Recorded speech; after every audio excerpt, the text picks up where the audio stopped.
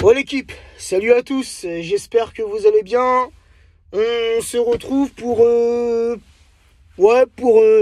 débriefer, tout du moins essayer de débriefer le match d'hier. Le match qui s'est déroulé au Parc des Princes entre le Paris Saint-Germain et le Benfica. Match retour des phases de poule de la Ligue des Champions. 4e journée de cette compétition. Et un résultat, encore une fois, pour la 3e fois consécutive. Le match qui s'est terminé sur un match nul 1-1. Qu'est-ce qu'on peut dire, les amis? Qu'est-ce qu'on peut dire? Qu'est-ce qu'on a retenu de ce match? Pas grand-chose. Pas grand-chose. Je ne sais pas ce qui se passe depuis quelques semaines, là. Alors, j'ai pas envie de crier alerte ou quoi que ce soit. Tu vois ce que je veux dire? Pour le moment, il n'y a trop rien d'alarmant. Mais il y a des petits signes qui nous montrent que au Paris Saint-Germain, ça va pas très bien. En plus, avant le match, quelques heures avant le match, on a eu cette info ou cet intox. Je ne sais pas trop comment le prendre. Mais en général, quand il y a une info comme ça qui vient, et nous, je sais pas si tu as remarqué, frérot, mais c'est pratiquement à chaque fois qu'on joue un match important de Ligue des Champions, car hier soir, si on gagnait, on avait un pied en 8e. Là, avec ce match nul, rien n'est acquis, même si je pense qu'au final, on va se qualifier, mais rien n'est acquis. On a raté le coche hier soir.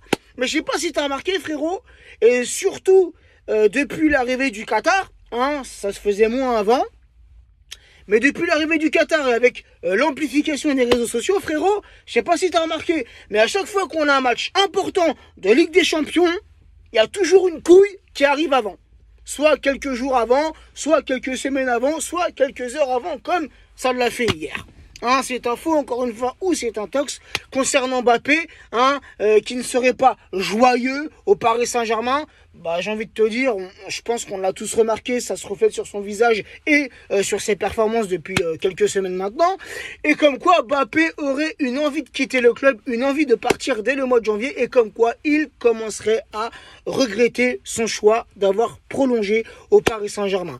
Frérot, je sais pas si c'est vrai, mais comme je l'ai dit dans mes stories, pour ceux qui me suivent sur mes stories Snap et Instagram, comme je l'ai dit, il n'y a jamais de fumée sans feu, si tu vois ce que je veux dire.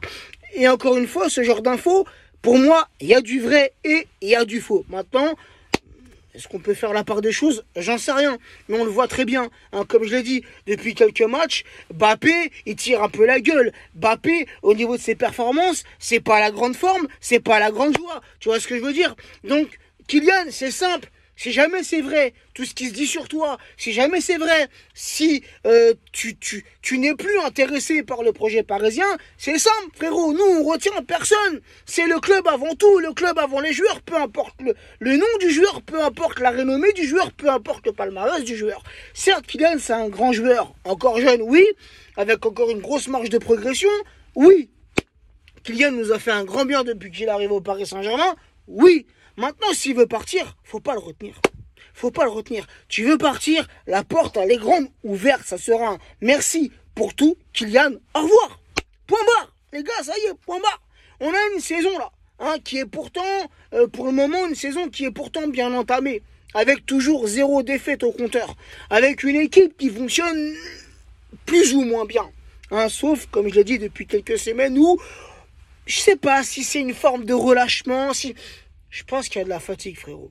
On a des joueurs qui enchaînent des matchs tous les 3-4 jours, Ligue des Champions, championnat, avec aussi les matchs avec leurs sélections respectives. Donc oui, forcément, il y a de la fatigue, frérot. Donc, on peut trouver cette excuse de la fatigue. Mais en dehors de ça, je ressens, moi, un manque de motivation, un manque d'envie. Je sens qu'il se passe quelque chose, peut-être même en interne, des petits problèmes, ou tu vois. C'est pour ça que, comme je le dis, l'info d'hier, il y a du vrai, il y a du faux. Parce que ça se reflète sur le comportement et sur le visage de nos joueurs. Comme quoi, je suis pas sûr qu'il y ait une bonne entente à 100% entre tous nos joueurs, tu vois. Et ça, frérot, c'est primordial dans un collectif d'avoir une bonne entente avec tous les joueurs. C'est pas tous des potes, ils sortent pas tous ensemble tous les soirs ou tous les week-ends, c'est pas ça que je veux dire. Mais il faut vraiment une bonne entente, qu'il n'y ait pas de prise de tête, qu'il n'y ait pas de coups de colère, des coups de gueule, une bonne entente pour que l'équipe, le collectif fonctionne bien. On a des objectifs, la team, le championnat, la Ligue des Champions. faut aller jusqu'au bout. Faut aller jusqu'au bout et on pourra y arriver avec un groupe soudé, avec des joueurs qui se battent les uns pour les autres, pas que avec des joueurs qui pensent qu'à leur gueule. C'est pas comme ça que fonctionne un collectif, la team. Et c'est pas comme ça qu'on pourra aller loin. C'est l'altruisme. On joue les uns pour les autres. On joue tous ensemble. On joue les uns pour les autres. On est tous soudés et on y va tous ensemble. Comme à la guerre, tous ensemble. Donc voilà, Kylian qui a marqué, hein, malgré tout ce qui se dit sur lui. Hein, encore une fois, vrai, faux, on n'en sait trop rien, frérot, mais malgré tout ce qui se dit sur lui, Kylian, il a eu hier soir la lucidité de transformer ce penalty accordé au Paris Saint-Germain à la 39e minute, hein, juste un peu avant la fin de la première mi-temps. Et par contre, en seconde mi-temps, frérot, j'ai pas compris Marco Verratti, hier, je ne l'ai pas trouvé dans son match. Marco Verratti, il a perdu beaucoup trop de ballons hier. Et cette faute bête qui permet au Benfica de revenir dans le match alors que les Portugais n'ont absolument pas été dangereux hier soir, contrairement au match aller où ils l'avaient été. Mais hier soir, frérot, ils ont eu très peu d'occasions, tu vois. C'était pas le grand Benfica hier soir, tu vois. Et là, je crois que c'est quoi ça, la 62e ou 63e minute, bref, aux alentours de la 60e minute, il y a cette faute de Verratti. Pourtant, ça, c'est pas une faute de ouf, et vraiment, il n'y a pas de danger, frère, dans la surface. Le joueur du Benfica, il allait même ressortir de la surface parisienne. Toi, tu viens, je sais pas, en même temps, t'as peut-être glissé ou... Et on leur donne ce penalty, on leur donne ce but. C'est un truc de fou. Le but, on leur donne. On leur donne, pour qu'ils puissent revenir dans la partie. Tu vois ? C'est un truc de ouf. Là, ça fait 3 matchs, frérot, que on s'en mêle un peu les pédales. Ouais, je pense qu'elle se dit cette expression. Je suis pas trop sûr. Mais tu vois, je sais pas, frérot. Franchement, je sais même pas comment t'expliquer ce que je ressens. Mais en ce moment, je vois que ça va pas. Pourtant, on était bien parti. Un bon début de saison. Encore une fois, il n'y a rien d'alarmant parce que toujours 0 défaite au compteur. Et ça, c'est plutôt bénéfique, tu vois. C'est plutôt encourageant. Mais moi, je vois au long terme. Là, il y a la Coupe du Monde qui va arriver. Comment on va retrouver nos internationaux? Comment vont-ils nous revenir d'une Coupe du Monde? Tu vois, l'après-Coupe du Monde, parce que oui, je pense qu'on va se qualifier pour les 8e, ça, j'ai pas de doute. Contre qui on va tomber? Va-t-on finir premier ou deuxième? Et puis contre qui va-t-on tomber? Comment ça va se passer? Est-ce que nos joueurs vont avoir la pêche, la forme? Est-ce que ça sera dynamique? Est-ce que... Frérot, il y en a marre de sortir en 8e, de sortir en quart de finale à chaque saison en Ligue des Champions, frérot, tu vois? Ah ouais, t'as vu, faut pas voir à court terme, faut voir au long terme, parce que l'après-Coupe du Monde, ça va être galère, les gars. Eh, croyez pas, hein.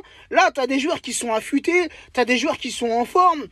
Alors oui, c'est bien pour l'équipe, c'est bien pour le collectif, c'est bien pour la Ligue 1 et pour la Ligue des Champions, mais il y en a beaucoup de nos joueurs qui s'affûtent aussi pour la Coupe du Monde avec leur pays. Et encore une fois, ça peut se comprendre. Et comment ils vont nous revenir? Est-ce que ces joueurs-là qui sont dynamiques aujourd'hui, je pense à Neymar, je pense à Messi qui font un début de saison magnifique, frérot, est-ce qu'ils vont être tout aussi magnifiques après la Coupe du Monde?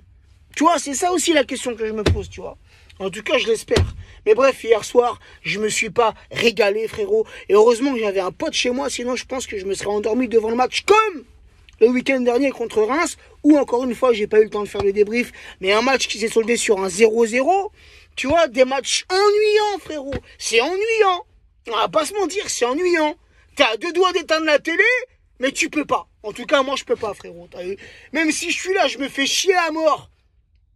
Comme depuis 2-3 matchs où je me fais chier à mort devant ma télé, frérot. Mais c'est impossible, inimaginable pour moi de prendre ma télécommande, de changer de chaîne ou bien d'éteindre. Paname, frérot, ça se regarde du début jusqu'à la fin. Et tu lâches rien et tu regardes. Et t'attends et t'espères que tu vas t'en